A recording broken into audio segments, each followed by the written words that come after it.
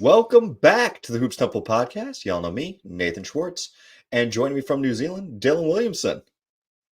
Good morning, Nate, and Happy New Year. Good morning, Happy New Year.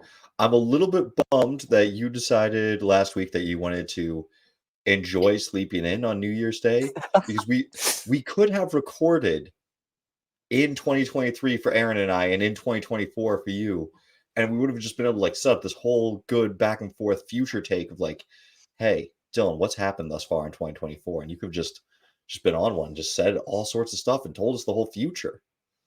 But no.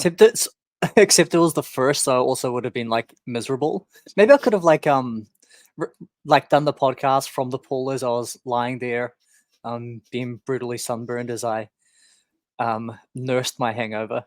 But yeah, I feel like the takes would have just been miserable. It would have been like, man, I don't even care about it. I don't care about basketball right now. As a man who walked his dogs in the snow this morning, poolside, sunburn, just sounds anything but miserable. I'm very envious. It's more the January 1st hangover, but whatever. Yeah. Yeah. All right. Well, we don't have happy topics to begin with. It's because I asked you and Aaron what we should talk about today, and you both said the imminent demise and absolute turmoil of the Lakers. So I guess as host, that's what I have to throw to for us to begin this. How we feel about the Lakers? Yeah, it's kind of disappointing for me because it's my natural instinct every year to just assume that the Lakers are going to underperform expectations. And coming into this year, I was like, you know what, I can kind of see the vision, and gave them a generous win prediction. When in my heart, it was saying they're definitely going to be worse than the Clippers. They always are. This is like a 500 team. I didn't follow my heart. I overthought it, rank the Lakers too generously. And then not only that, but I bought into the in-season tournament buzz. They had a terrific 3-game stretch in which they looked like a championship team. And maybe it wasn't too representative. 4-game stretch. 4-game stretch. We beat the Pacers. Okay. We beat the Suns. We beat the Pelicans. And in our IST group stage, we also beat the Suns again because that was our only real competition. But 4 good games. Yeah, I was talking with Aaron, and this reminds me of when I was coaching high school basketball. My second year coaching was just a shit show. I was an assistant coach for my old high school team, and it was the year that our coach, who of 20 years, had announced he was going to step down, and everyone wanted his job. So you had last year's JV coach, the previous year's freshman coach, the new freshman coach, all of them being like, well, I'll be your assistant. And I'm like, yeah, I'll try you guys out. And I'll make my recommendation. And they all wanted to have their sons, basically their sons, be the 5th starter. We had 4 starters, and then we needed a 5th one. And they each brought something different to the table. The one guy's son was good at defense. The other guy's son was a good ball handler. The other guy's son had good mental toughness, which, okay. And the other guy's son, way. Yeah. And then one guy's son was a shooter. And any problem the team had, the coach would be like, well, we just need to have more shooting. We just need to have more defense. We just need some more mental toughness in the starting lineup. And whichever one you put in, you took off the other guy. And so it's you put in the ball handler, you took out the shooter, and then it's we lost. We would have won if we had more shooting. And so you had everyone griping the entire season. And it was just a shit show. And I feel like that's what we have with the Lakers, where we could play D'Lo, but then we need more defense. We could play Vanderbilt, but then we need more offense. We could play Vanderbilt and Prince, but now we need more ball handling. It's just it's whack-a-mole with issues. Yeah, and Aaron kind of did a victory lap about calling the shit shuffle, went on TikTok and called himself a genius, which, to be fair, it is one of the greatest calls, I think, in podcast history, to call the shit shuffle. But the term shit shuffle is one of the greatest calls. Yeah. Call this. No. No, I'm not giving them It, his it, credit for that. it looked like they had defied it for those 4 games in the in-season tournament run when all of a sudden, to your point, these guys who provided one single thing suddenly started doing other things.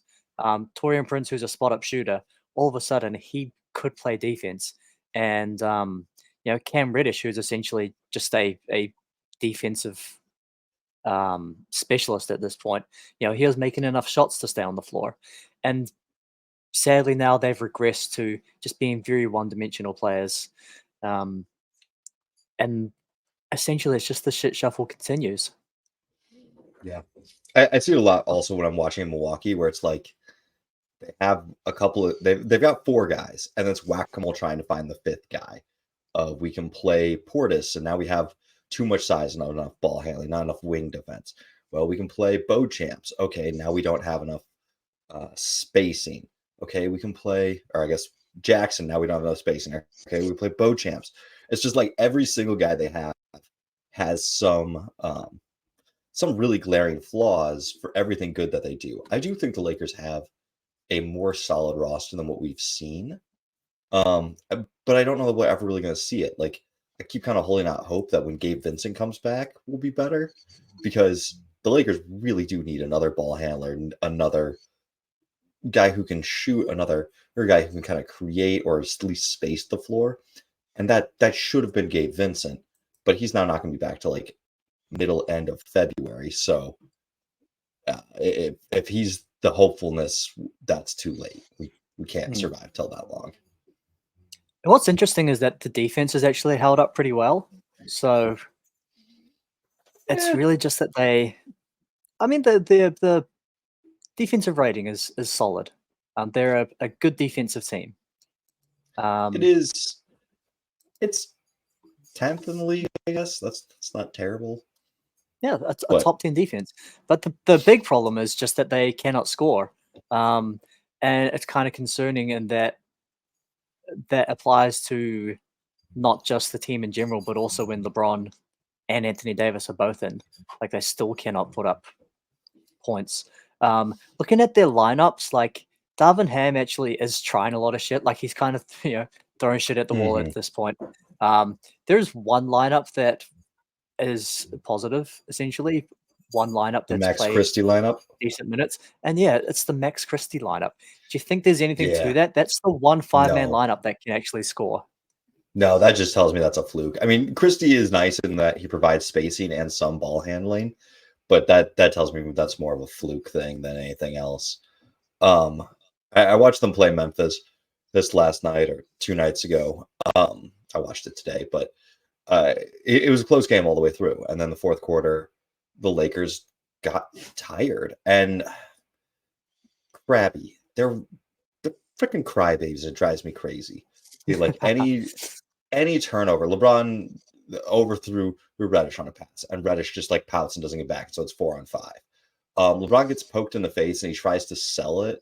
Like he should have been fouled, and he's like doubled over on the ground, like hitting the floor, and everyone else is just like, all right, we're gonna play on. And it's the inbound, and just Memphis goes and scores 4 or 5-on-4, and it's like, LeBron, you're not getting this call. We all know you're not getting this call. Like, just play. And like as soon as they scored, he like gets up and just continues with the play. And like that was the whole fourth quarter. If you made a turnover, if there was a mistake, that guy just didn't get back on defense. If you drove and you missed a layup, you complained to the refs. And like it wasn't LeBron led the way with this, but like Cam Reddish would do it. Max Christie did it. Christian Wood did it. I'm like looking at my notes, like they all did it. And it's like that is not how you play good defense. And then the Lakers were 0 for 6 from beyond the arc in the fourth quarter for 3. Like, you can't lose the 3-point disparity battle that badly. And they just did. They just were not hitting threes the entire quarter. So I don't know how you fix that. Yeah. Do you think that there is a move to make? I mean, the Lakers are in this weird position where they traded like one of their out picks. I think it's like 2028 or something, but they kept their recent Mhm. picks, which actually like makes it kind of hard to move picks because you run into the Stepien like dictated by that random out pick instead of your recent picks. But there's that classic combination of matching salary of who is it, Rui and Rui and who, D'Lo for Rui Kyrie. and D'Lo, yeah, to make up salary and some first round picks. Do you think that there is a move that can fix the issue? Which I think we've pretty much you know figured out. We've solved the Lakers' issue. It's that they need ball handling and shot creation. Do you think that there is a shot creator who doesn't take enough off the table that's on the market? Like, would Zach Levine fix this team? No. And one thing real quick to the picks, these package. Right now, the Lakers 2024 pick goes to New Orleans, except for the fact that New Orleans has the right to choose instead the 2025 pick. I think they Oh can yeah, choose which that kind of basically screws you up up as well. until yeah, and so then they have the 2027 pick traded out. So right now they can only trade the 2029 pick up until draft day, which case then they could trade 29 and 31. So it's like the Hmm. Lakers do not have that many picks packages to trade. I know the idea has been floated out there of either Levine or Murray. Um, and listen, the Rui and Reeves for Murray deal, it's a fine trade. I think the Lakers actually probably win in terms of value. Um, but I don't think that makes them contenders. I don't think Murray playing off ball next to LeBron is going to look any better than Murray playing off ball next to Trae Young. He'll be able to do a bit more of his defense and be the number one guard, not have to always guard up or guard down positions. Like he can take that wing, or that guard, but I just don't see it as like a big enough of a move to want to take on Murray's salary and have that be the plan for a post LeBron future. Hmm. All right, then if we're not in contention and there's not a move to get us to contention, if you're the Lakers, then what's the play? Just play it out. Hope you can get into the play-in, and LeBron and Davis can turn it on enough to make a push. Yeah, I think that's the move. There might be some small things around the edges that can make a lot of sense. I know I've seen the push or to fire Darvin Ham and bring in Doc Rivers. That's the wrong Rivers to go for. I want to go for your Rivers, Austin Rivers. Um, just hey, a ball handling guy that can defend and shoot. Just he's I like he's it. Get chilling on the Austin free Rivers a agent job, market. man. He was decent last year for Minnesota. I don't understand. I know. Like I know he was on a podcast at the end of the offseason, and he was like, "Listen, Talking I'm shit not." about his Well, he was kind of saying like, "Hey, I'm not going to sign with anyone until I know where Dame goes, and whoever Dame goes to is going to have to offload all these pieces, and then I'll go try to sign there." And that was Milwaukee, and then they signed a campaign instead, and I think that screwed Rivers out of the spot. But like Rivers is 31. It's not like he's super old and past his prime. I feel like that's the small short-term move.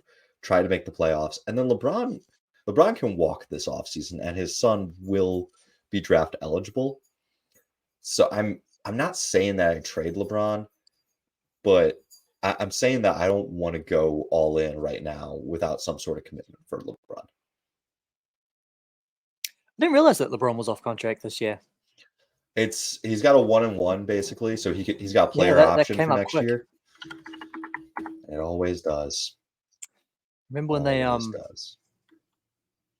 what was his like dictate that they had to do to resign? It's like extending Austin Reeves, I something I stupid don't like that. I don't remember. I know he's had too many of them, but yeah, he's got a player option next year for 51 million. We've got Davis locked up through 2027, and Reeves locked up through 2026. So like we've got the other guys that I care about locked up for a while, but um, yeah, I guess if I don't have a commitment from LeBron, I'm not mortgaging the future to try to build a Murray Davis combo uh, or a Levine Davis combo. Now, if I can get Levine without giving up Reeves, I think I'd do it. But I don't know what everyone else would be interested in that deal. Maybe just getting off Levine's money. If that's all they're interested in, is like, hey, can we get off Levine's money and we can give them Rui and Gabe and like just expirings and just say, hey, you're done with Levine. We'll take the contract. Sure, I'll make that deal, but I don't think anything's going to get the Lakers back into contention. Fair. Maybe they should have traded for James Harden. That's the way the LA teams can get back into contention. Are you enjoying your Harden life? It's finally working out, man. As like a big James Harden fan and also a Clippers fan, the misery of those early games where like James Harden was terrible and like ruined my team. I was like, man, are you fucking kidding me right now? This always freaking happens to me. There was this stretch in like the 2010s where the Clippers would like sign a guy that I really liked, but then it would be like too late in his career and he'd be washed. Like when they brought in Turkoglu, I was like, oh, let's fucking go. I love Turkoglu. The classic Washed. Doc Rivers signings of who Yeah, beat me in the Eastern Conference Wilson Finals. Chandler, like man, I love Wilson Chandler. This is the guy that we always need, and then as soon as he's in, he's freaking washed. And they went through this impressive streak of signing guys that I really liked, and then have them Danny Granger, then have them not be good anymore. And I was like, man, is this just my luck? Like they're all these players that I really love, they're going to bring them in and then have them be terrible, and the team's going to fall apart. Is it continuing with James Harden? But we figured it out. You know, maybe this is just the thing. Like you need a mid-season trade to shake it up. Everyone that has made a mid-season trade has done better kind of post it. It's 76ers, they got a win on their side with the guys they brought in. I thought the Batum has looked really nice over there. The Knicks and Raptors been playing really well. Well, the freedom for RJ Barrett. Listen, I'm still not a fan. I still don't love it there. But Quickly's looked really nice. Good for him to be able to expand and grow his role.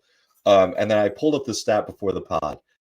Do you want to know what the Knicks the Knicks net rating, so per 100 possessions, how much they are outscoring teams with OG Anunoby on the court?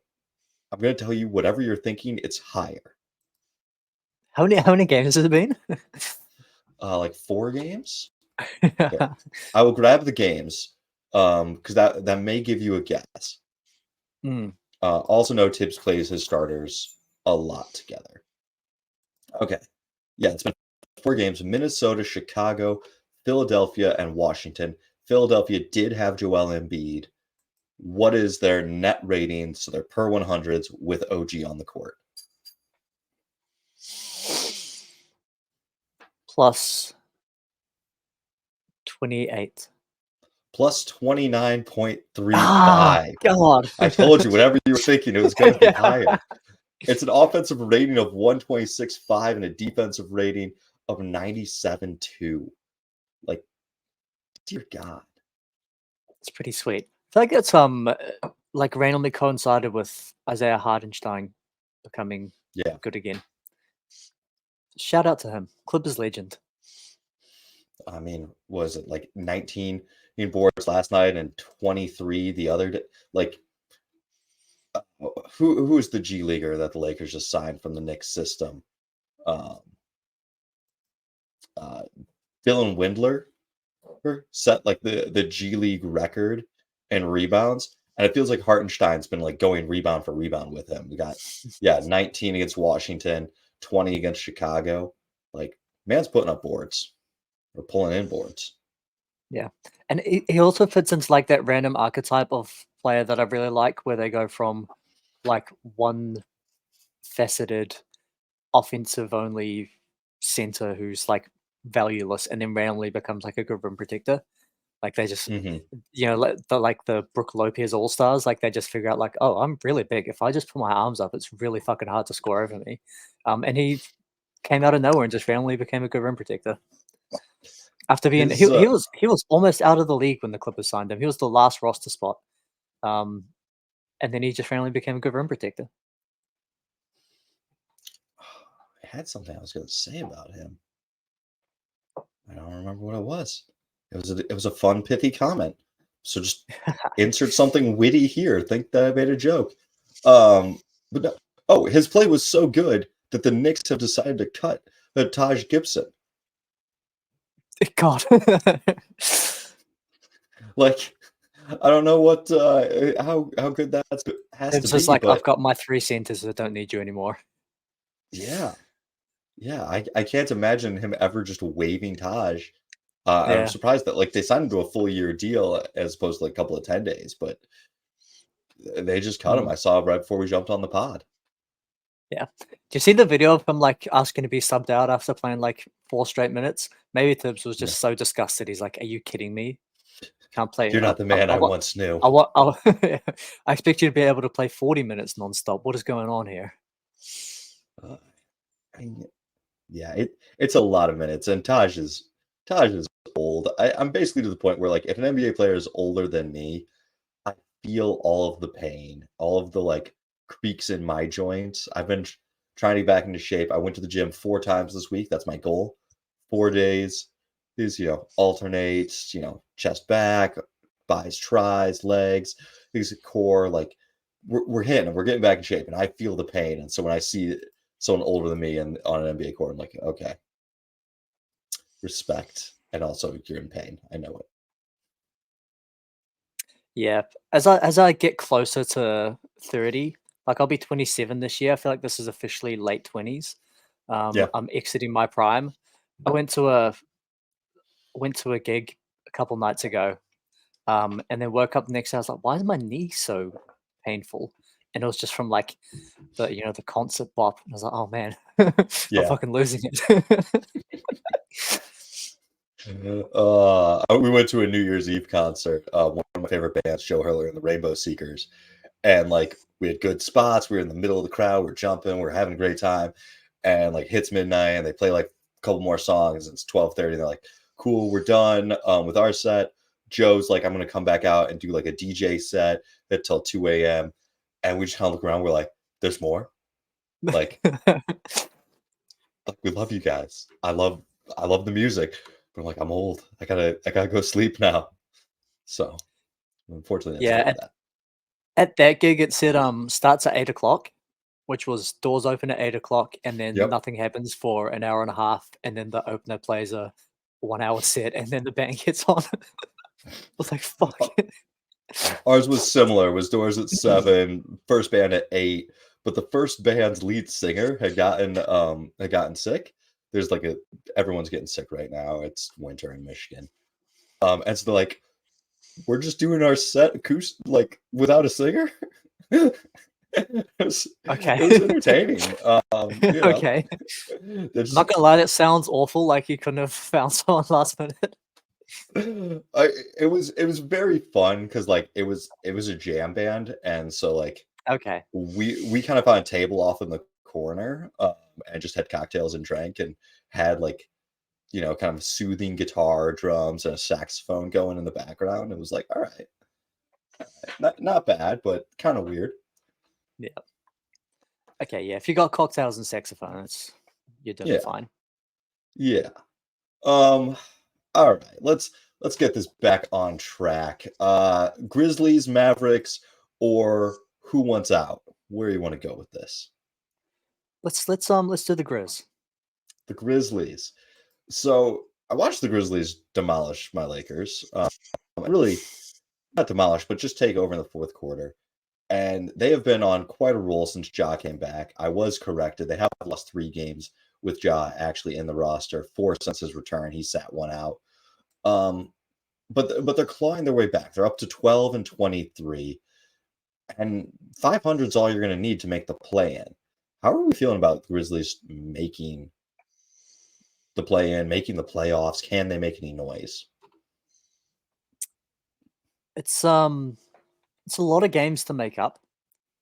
So their net rating at the moment is an expected 28 win team. And so how can they get those additional wins needed to get to, as you say, 500 will do it. Um, Mhm. or the other way you can look at it is that they're 5 games out of I think 10th, which is about a 500 team, and so they've got to play 500 ball, and also make up 5 additional wins, which sounds a lot easier when you put it that way. Mhm. Um, their offense continues to struggle. Um, Even since Jars got back, they're just looking at last 2 weeks, which probably gets a little bit of pre-Jar time as well.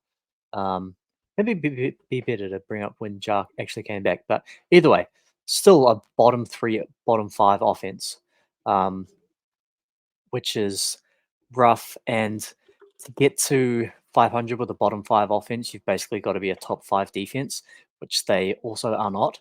And so their offense has got to pick up, or the defense has got to get to an elite level. Um, with some more continuity, getting the players accustomed to playing around Jar, and just more Jar in general, maybe that's going to get you to a better offense. I'll pull the numbers now because, yeah, last year they were an 11th rated offense, and the year before that they were 4th. And so healthy Jar teams do get to you know, top 10 levels of offense. But that's also with Steven Adams, who is one of the most impactful without having any impact guys Mhm. in the league. And so ultimately, the question for me is, can the Grizz get to around the top 10 offense, which is what they're going to need to play at that rate needed to get to 500? So the thing I was thinking about is they didn't have Smart for a lot of those earlier games. And in the 9 games that Ja has been back in, they're 6-3. Um, so if we just kind of look at like over Ja's tenure last year, the games Ja played, they're basically on pace to be a 55 win team. Now he's been back, they're basically on pace to be a 55 win team. Him again with John on the court, having a healthy Smart, having a healthy Santi Aldama who missed a lot of games earlier.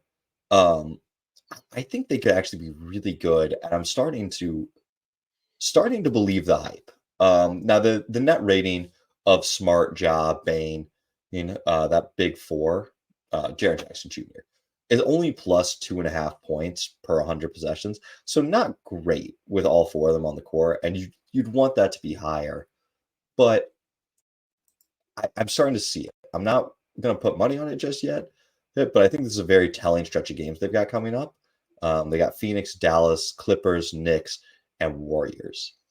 If they can win 3 out of those 5, we're looking at a playoff team. And we're looking at a playoff team that I don't want to see as anyone other than Denver. If you're Denver, I don't care. You're going to be good enough. But like, man, if Minnesota has to play in Memphis in the first round, I don't see Minnesota as having a huge advantage. Yeah, I mean, if their expected their win percentage since Jar got back is um okay, their expected 82 Pythagorean win expectation since Jar got back as a whole, just that period is a 35 win team. We said they need to get to 500 plus the difference to get there. I think that's just too much ultimately to make up. They haven't immediately Nah. got back to playing at a Jar in the roster, Jar on the team level. Um, so it's really hard to get back to there.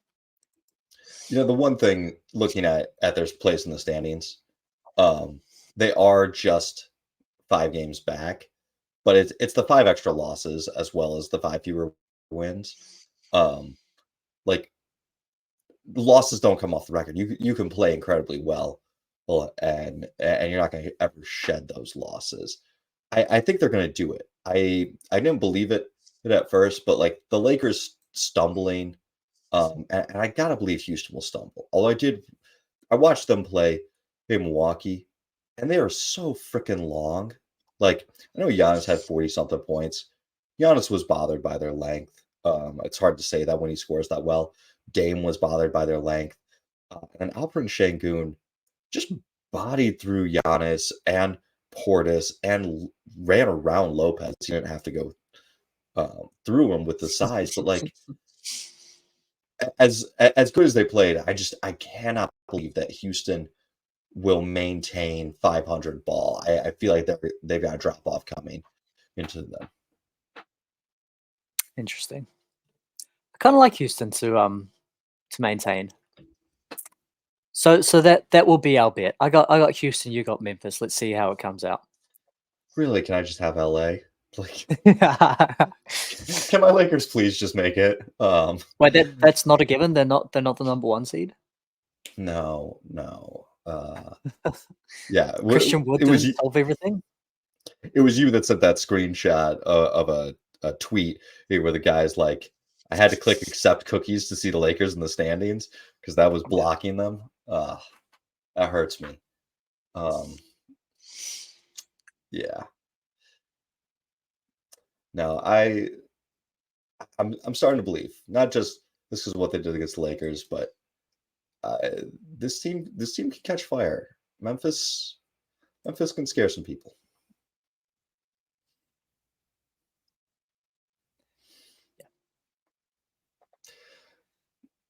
Our team of the week last week was Dallas, which was probably a terrible week for Dallas because they started the week off losing by 37 points and then won by 29 points against Portland and won by 29 against Portland again. They're in the 6th seed, 21-15. My only big takeaway from watching them this past week, because their second game against Portland was without Luka, and their first game was just a mercy killing and basically up 20 at halftime. As Kyrie's really fun to watch. Like we are not big Kyrie fans here. But he is fun to watch. The guy can do a lot with the ball, has good aggression. And then the thing that I didn't think that I would see from him against Portland was he was selling out to play defense. He was hustling to get back. There was a Mavs turnover in the second quarter. I think THJ, they lost it. Portland's pushing. And Kyrie gets back and strips the ball. Like his hustle on defense really was kind of surprising me. With all of the controversy and all of the like, will he play, won't he play? I kind of forget about it, but Kyrie is really fun to watch. He can score and ball handle in ways that a lot of other guys just can't do. Yeah, we have seen like random periods throughout his career where he's decided that he needs to be a good defender, Mm-hmm. which has not always been for the best. Like there was that stretch I think with Brooklyn where he decided that he would guard Giannis for some reason. Like he thought that would solve all their issues. It didn't go well, but there are times where he will just decide that he's going to try hard on defense, and that's the big thing for Dallas is they do have a good offense. They've got two really elite offensive creators, and one of them who's, maybe a top five offensive player in the league in Luca, um, and they have a good offensive rating. The struggle is that they don't really get consistent stops, um, and so if Kyrie is going to decide that he's going to be the one that's going to change that, and does it consistently is the thing. Like, don't just do it a couple times a game. Make a commitment to playing consistent defense. That's the Mm-hmm. way that they can get to a decent team because they've got a really good offense. So all of a sudden, a team that can get it done on both ends. And we've seen Jason Kidd go to maybe more defensively minded lineups, moving Dante Exum into the starting lineup, starting Derek Jones Jr., who's a guy with good athleticism and good length, and so maybe that's the way that they are trying to go. Grant Williams, who's their big off-season signing rather, um, he's been I think quite disappointing defensively. He does have a reputation of like a 3-and-D player, and his offense has actually been pretty decent. But he has just not been good defensively for some reason.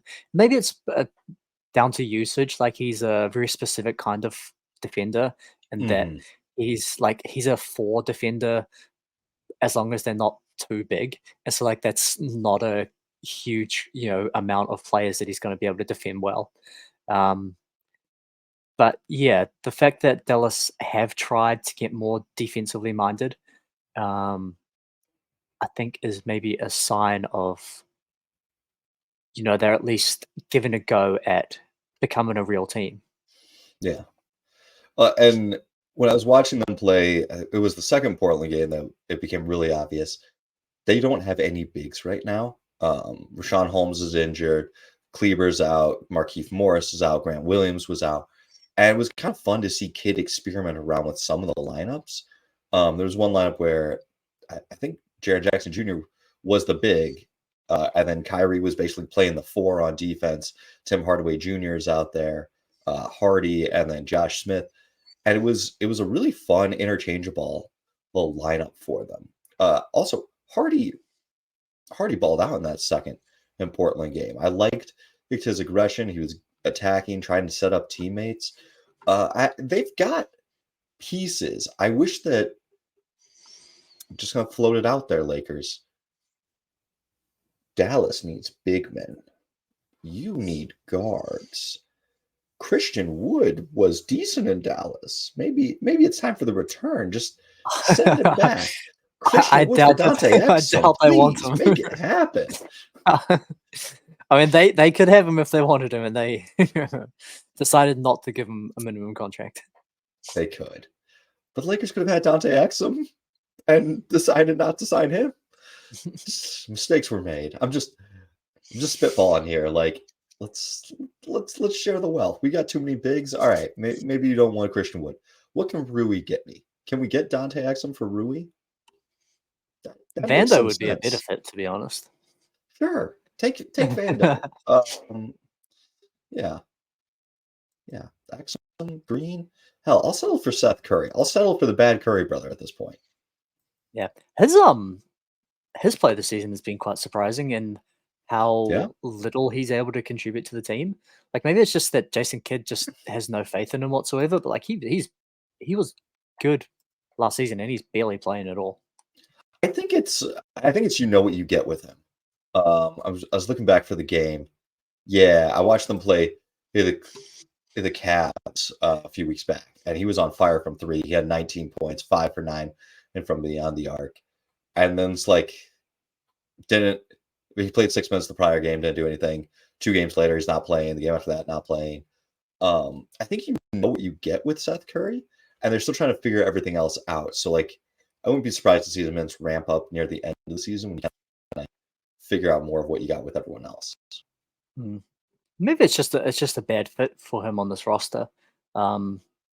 Having your two best players be guards, and then have Curry, who's strictly a guard. Like he cannot play.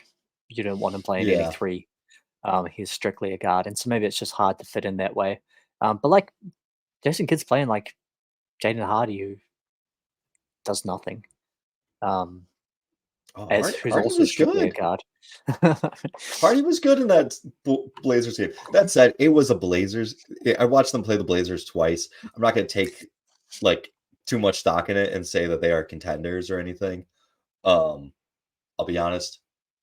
Having watched Dallas, Memphis, and Houston play in relatively recent succession, actually all 4 games today. It's my Sunday. I've just sat around and watched basketball and caught up on the week. I think Houston played the best. I think Memphis played the second best. And I think Dallas, even though they were just blowout wins, it just the level of competition wasn't there Yeah. to make a definitive statement. Um, But I got some Jaden good Hardy Scoot has a Henderson viewing in. nice. Speaking of terrible scoring efficiency, Jaden Harden has a 47.7% effective field goal percentage, which is 19th percentile among guards. So that's my Don't concern with him. don't worry about it. It's fine.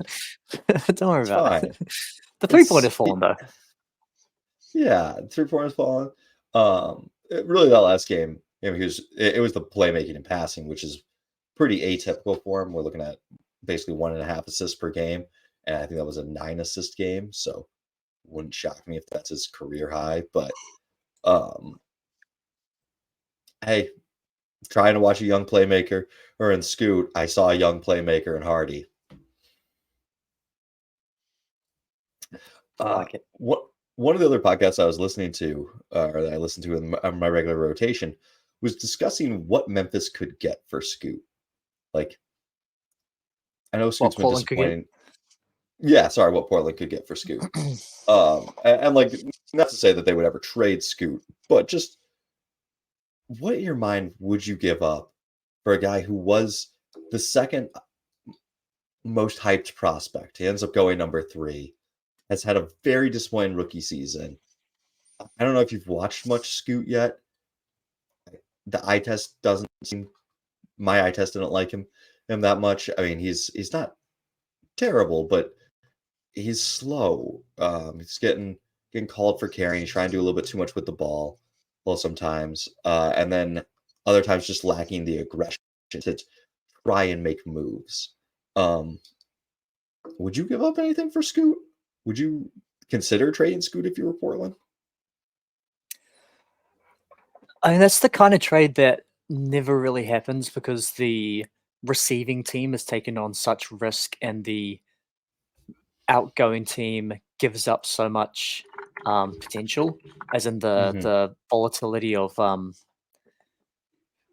expected return is so great that you're giving up a lot of upside and taking on a lot of downside, or just that you have to value the asset at the upside while taking on all that downside risk. So it's the kind of trade that I don't think ever really happens. But I'm definitely not out on Scoot yet. I mean, if coming into the season, what would I have expected from Scoot? Maybe a little bit more in terms of the flashes, but probably would have expected him to be an inefficient scorer on a bad team. It's not a great ecosystem for him. Like Portland isn't, sort of the best surrounding cast, and it's really hard to be an NBA point guard. Mm-hmm. And point guards take a while to develop. And I think the first couple years could be rough, but I think for sure you don't trade him on his rookie contract because all the potential's still there as a really athletic shot creator with good physical tools. Um, and you just need to give point guards time. Yeah. I think I think he's in the right situation to be given a lot of time. Chauncey Billups was traded during his rookie year. Pulling up the trade here. It was Chauncey with D Brown, Roy Rogers, a couple other guys, for Kenny Anderson, a couple of guys. But like it was a real quick give up. There's also some off the court hurt incident. And he was involved in a sexual assault allegations, and uh, Boston was just like, we have to move off of him. And I think that one kind of came back to bite them. Chauncey developed into a very good player.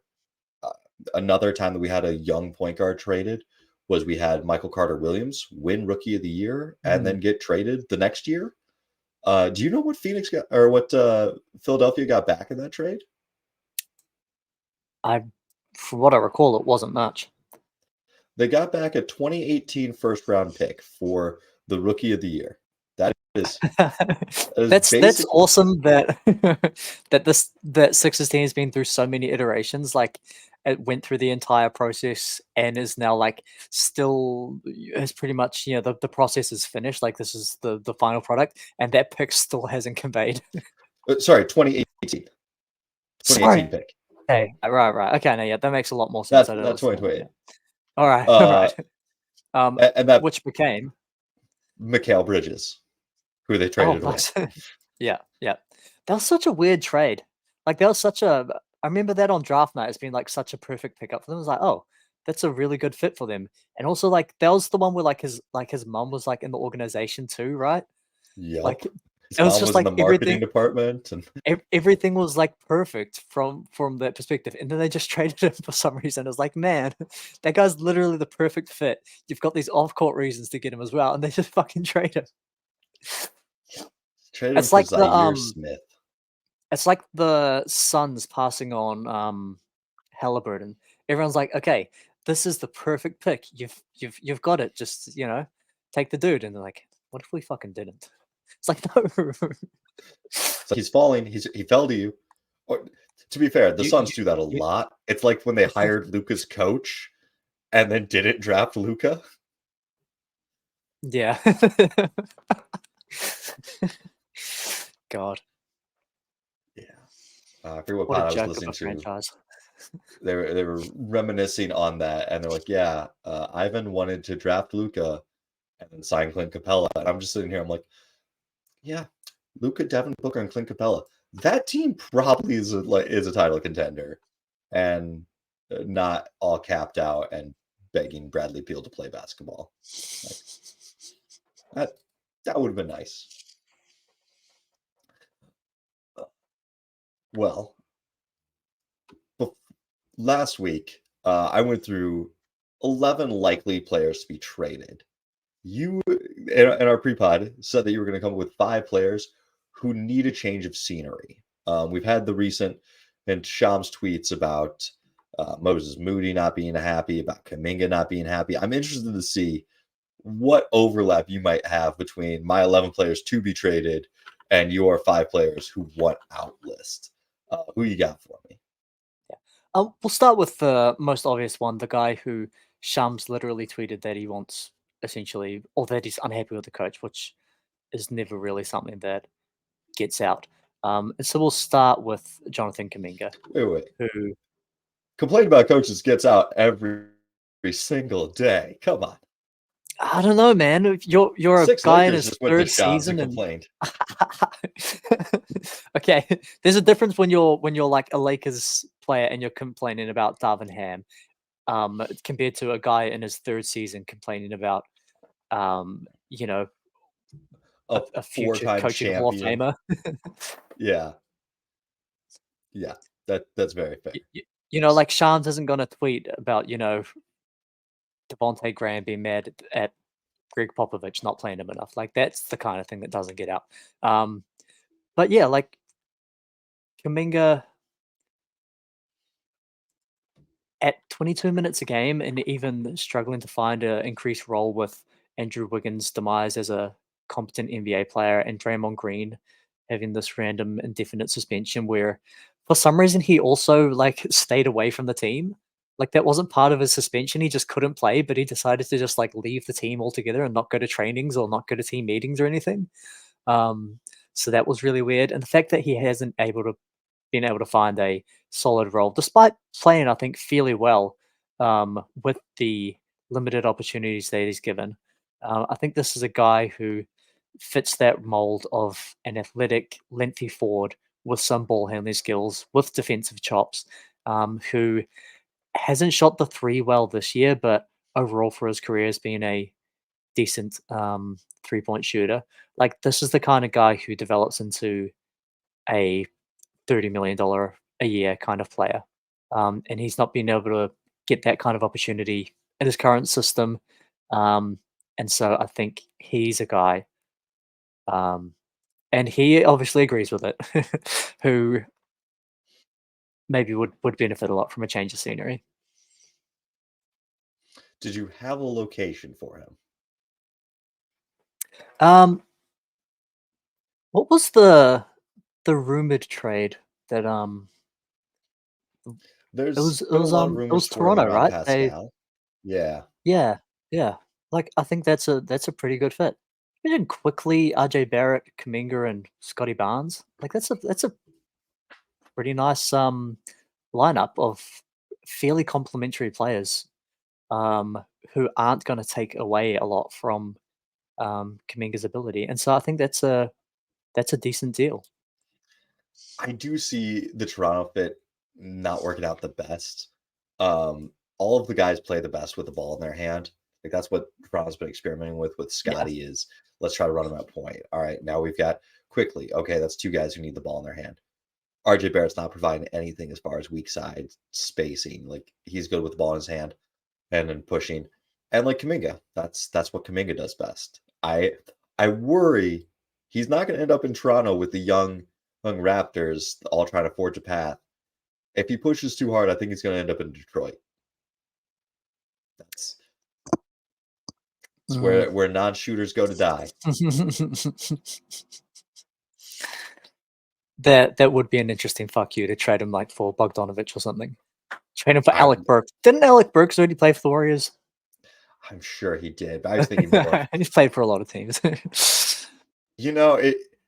it feels like a beef stew trade waiting to happen. Get him over to the Golden State. They need a little bit more size and rebounding and some switchability out there. He's worked on his spacing. I think that's the move is you have some sort of Kuminga for Isaiah Stewart, or Pistons continue to try to take a gamble on high upside talent as opposed to like, hey, we kind of know what Stu is. He's probably should be a backup, but instead of taking the sure thing, let's continue the gamble. If there's any player who would maybe succeed in the Washington Wizards, maybe it is Kuminga.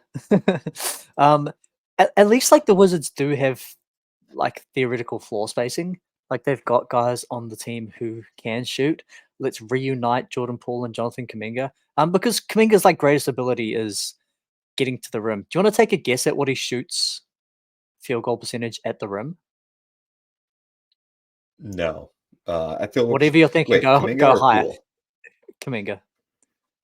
Kuminga like 69? 74% at the rim.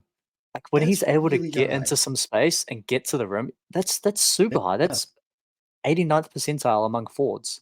So he's a That's really good finisher. Kuminga for Denny Avdia? Kuminga for Danilo Gallinari? Kuminga for Corey Kispert? Kuminga for I mean, the trouble is that Kispert like would be kind of nice. the trouble is that all these moves do nothing for Golden State. Like it's good for the Wizards, it's good for Kuminga, but does nothing for Golden State. All right. So that's the difficulty. Kuminga for Kispert and Mike Muscala. Hell no. You get Like a big who can space. I'm just saying how Kuminga has these indicators of a potential star level of player. And we're not going to trade for Corey Kispert and Mike Muscala. Yeah, that's probably too little.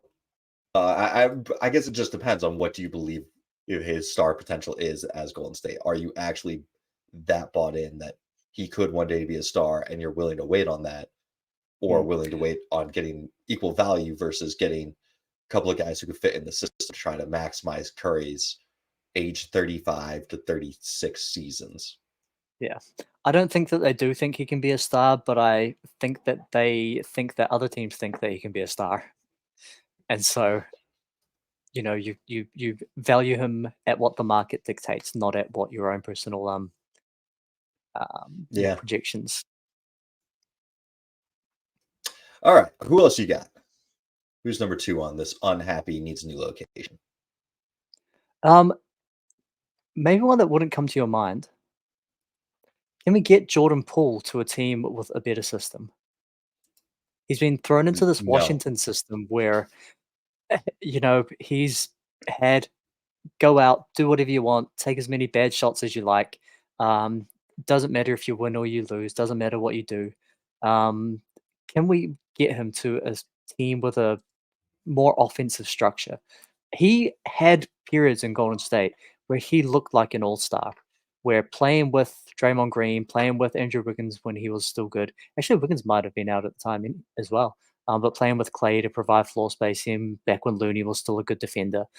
In a structured offense, he looked like an all-star. In this Detroit system, where there is absolutely no structure and he has absolute free reign to do whatever he wants, he's the worst player in the NBA. And so, for Jordan Poole, can we get him out of the system where he's the worst NBA player into somewhere with a little bit more structure where he's able to shine? One that kind of is realistic that comes to mind is like Brooklyn, where you've got Spencer Dinwiddie to provide supplemental ball handling.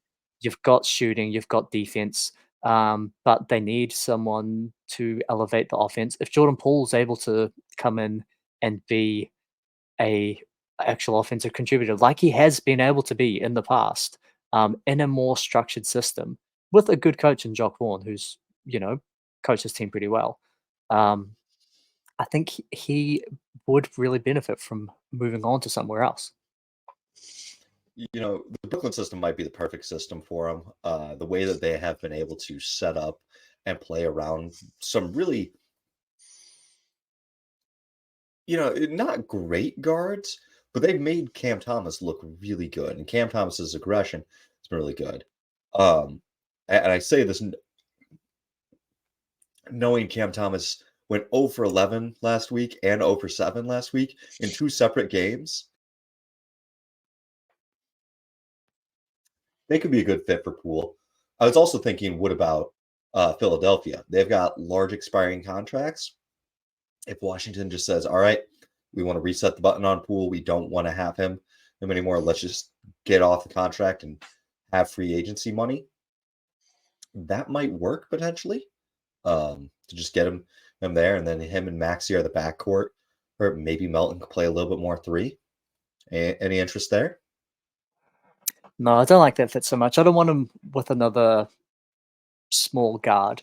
I think if he's in that Philadelphia That's fair. system, it's coming off the bench, which maybe wouldn't be the worst thing for him at this point. You know, he can, although he has been better as a starter, playing with starters than playing off the bench. Now, That's better playing with starters, but better was in Golden State as the backup. All right. So we've gotten a Warrior and a former Warrior. I'm sensing a trend.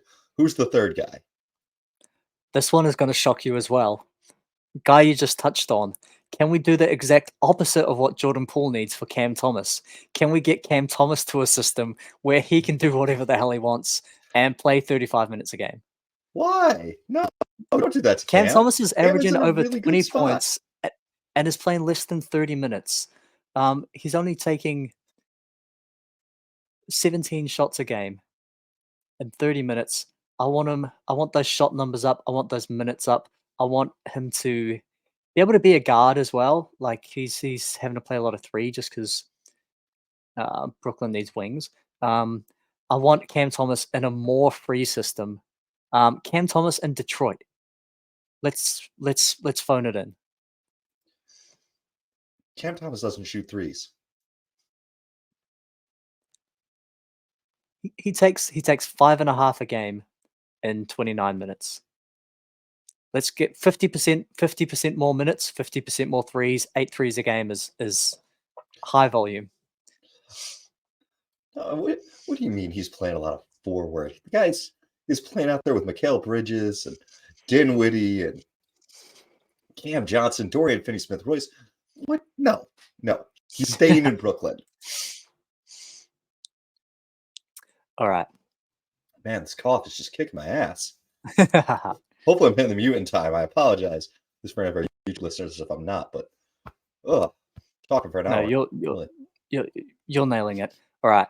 Perfect. Let's see if we can wrap this up before the 1 hour mark just to make it satisfying. Well, I'm going to drag it out just a minute because Cam Thomas is on a very team-friendly contract. He is under $3 million a year right now. So literally tradable to anybody for literally anything. And I think that makes it really hard to try to get back equal value. I don't know what only they Brooklyn had would want to get. If only they had a big contract for a guy who doesn't offer them any value that they could combine with Cam Thomas. Maybe like a big Australian guy that they could send out as matching salary just to increase the type of player that they can take back. It works, but like then what are you getting back? What do you even want to get back if you're Brooklyn? You are trapped in the middle. You've got a 22-year-old guard who is electric off the bench with his scoring. Like, I guess he's part-time starter, but start 20 of his 27 games, so more than part-time. What do you want to get back for Cam? What is fair value? Are you going to send him and Ben Simmons for Jordan Poole? Brooklyn will riot.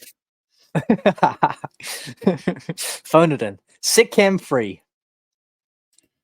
No. Leave him right where he needs to be. He's in a good place. He's in the good place. All right. All right. Who's guy 4? This one is an overlap with guys who should be traded from a team perspective. Having just pulled off the OG Anunoby trade, it's time to trade Siakam. Like this is it's finally time. He really wanted to stay in Toronto. Like he didn't want to be traded. I think with this team that's now around him, skewing a little bit younger. The emergence of Scotty Barnes, who plays in a very similar way to him, has seen his role and his efficiency, his effectiveness diminished. And so I think it's time for Siakam to get to a spot where he's able to be more of an offensive creator. Yeah, the first game that they played with RJ Barrett was I think one of the best games I've seen Pascal play all season. And what really stood out to me was Toronto was pushing the pace. They know Barrett does well in the break. Quickly is a very fast player. And so everything you said is true about him needing a new location. And I want to see him go to a place that plays fast, whether that's OKC or whether that's Indiana. Atlanta, Either, even. yeah, Atlanta's got Jalen Johnson. I say don't mess with it. All Um, right, all right. one of the things I both love, well, one of the things that I hate about Pascal is he truly is a four. He is not a four combo five. He is not a Yeah, three combo four, yeah. and that is limiting. But him next to Turner, I think is a really nice his fit, or him Oh next yeah, to Chet, a big man who can space. Like either of those spots would be absolutely great for him. And yeah. low key, San Antonio would too. Like he needs the 2024 Marc Gasol to really play to his full Absolutely. potential. Someone who can stay Absolutely. out of his way and let him get down the hill and do spin moves into space at the rim, not spin moves into more defenders. Someone And who so, can yeah, block a few shots that will help ignite breaks. Like, yeah, exactly. And a guard that can push the pace, either in like a Shea or a Josh Giddey, or Tyrese Halliburton. or Someone TJ who can get, McConnell. yeah, Halliburton and TJ McConnell, yeah. Yeah. And both teams have pieces that would be intriguing. Neesmith or Matherin, and from Indiana. Um, I don't think you're that interested in trading for Josh Giddey at the moment. I think you're not going to get Jalen and Williams, the wing from OKC, but OKC has 36 picks at their disposal to trade. You can make it happen. You Get make it some work. Isaiah Joe action. Case on Wallace, yeah, that was my kind of pitch. If you got a shooter from one of those teams to play next to quickly, Scotty Barrett, it all just works out. Maybe get Dang, Usman Dang. Think Yeah. like, hey, take a gamble on Poku. Might as well just take the young pieces that OKC's not interested in anymore. Yep. The poker resurgence on the Hoops Temple podcast. Um, Poku. my final one is to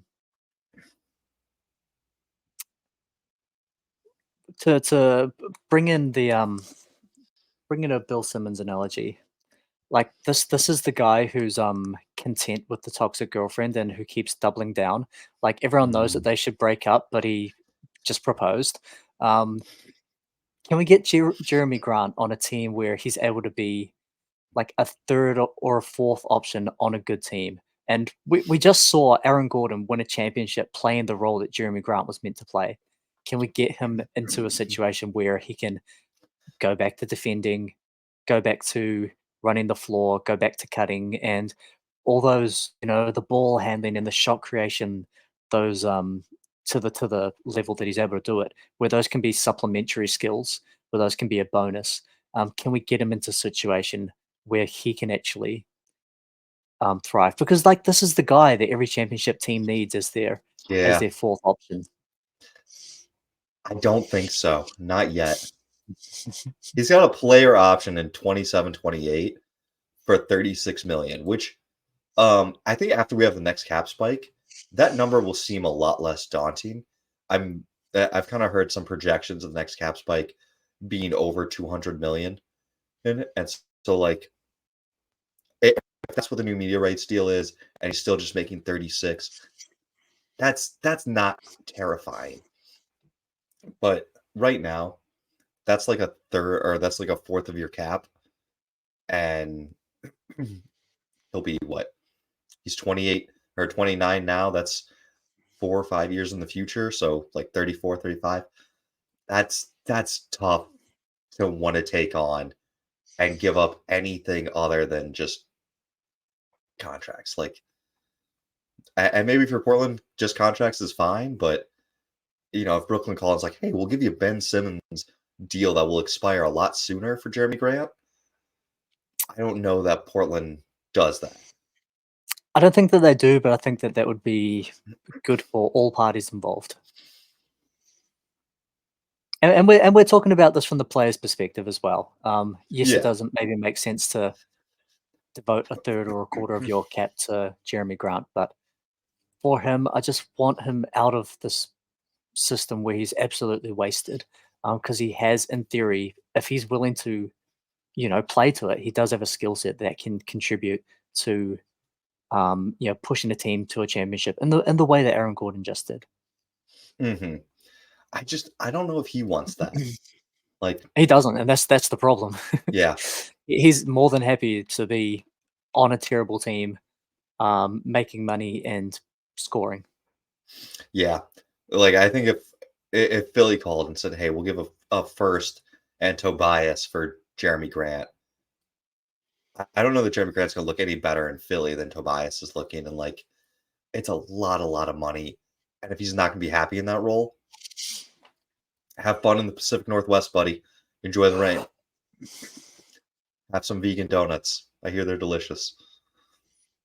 They fucking are, man. uh, well, any other takes before we get out of here? I think we've pretty much covered it. All right. Well, you can find me here, or you can find both of it. Yeah. Find me at Nate_Hoops Temple on TikTok. Email us hoopstemple@gmail.com. We'd love to hear from you, and have a good week.